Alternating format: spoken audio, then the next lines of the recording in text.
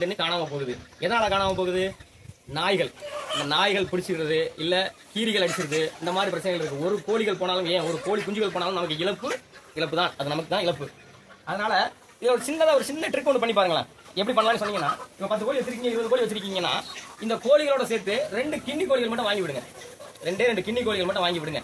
வாங்கி விட்டீங்கன்னா உங்கள் கோழிகளுக்கு அது பாதுகாப்பா இருக்கும். இதை வளர்த்தவங்களுக்கு தெரியும்.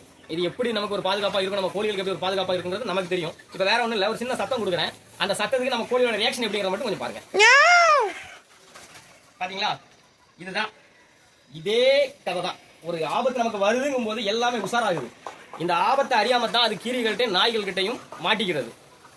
இப்போ ஒரு 2 கிண்ணி கோழி வளர்த்து விட்டீங்கன்னா, தான் கூட்டத்தை நோக்கி ஒரு வேகமா ஒரு பிரச்சனை வருது, ஒரு நாயோ இல்ல ஒரு கீரியோ ஏதோ ஒன்று அதுக்கு தாக்க வருது அப்படின்னா, இந்த கிண்ணி கோழிகள் ரெண்டுமே உங்களுக்கு ஒரு படை வீரர்கள் மாதிரி 2 நின்று ஒரு சவுண்ட் கொடுக்கும். இந்த சவுண்ட்லயே அத்தனை கோழிகள் ஓடி ஒளிஞ்சுக்கும்.